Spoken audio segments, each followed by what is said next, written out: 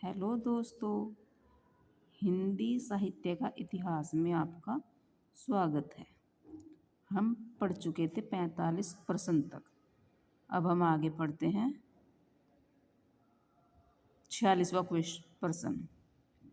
हिंदी साहित्य के विभिन्न कालों का काल विभाजन करके नामकरण करने वाले प्रथम इतिहासकार हैं। तो ये हैं आपके ग्रियर्सन। संदेश रासक खंड काव्य के रचयिता हैं। तो संदेश रासक जो खंड काव्य है ये है आपका अब्दुल रहमान का। खुमान रासों के रचनाकार हैं। तो खुमान रासो हैं, इनके रचनाकार हैं दलपति विजय। निम्न में से कौन सा रासो काव्य आला खंड के नाम से भी प्रचलित है? तो इसमें है आपका परमाल रासो। निम्न में से मूलतः गेय रासो कौन सा है? तो निम्न में से मूलतः गेय रासो है बीशलदेव रासो। परमाल रासो के रचयिता का क्या नाम है? परमाल रासो के रचयिता का नाम जगनिक है।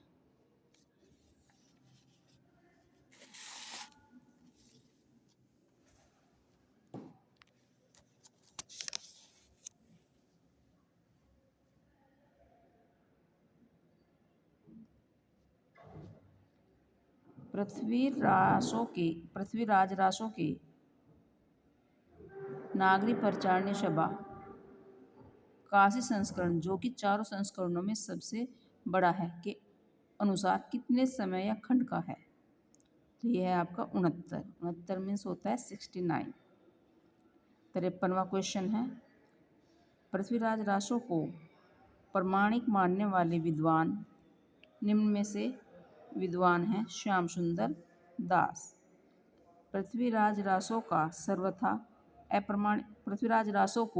सर्वथा अप्रमाणिक मानने वाले विद्वान हैं रामचंद्र शुक्ल। आचार्य रामचंद्र शुक्ल के अनुसार हिंदी के प्रथम महाकवि हैं। तो ये हैं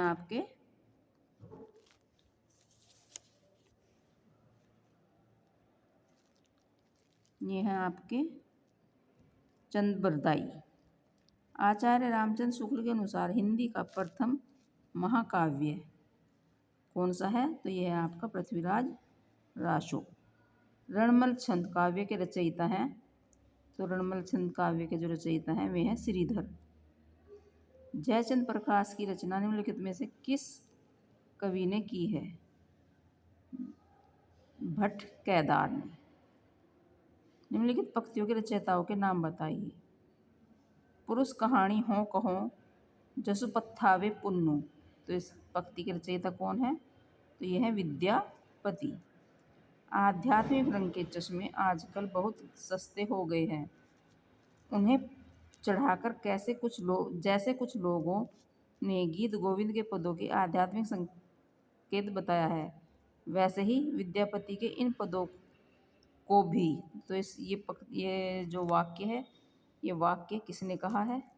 तो ये कहा है रामचंद्र शुक्ल ने। थैंक यू, धन्यवाद।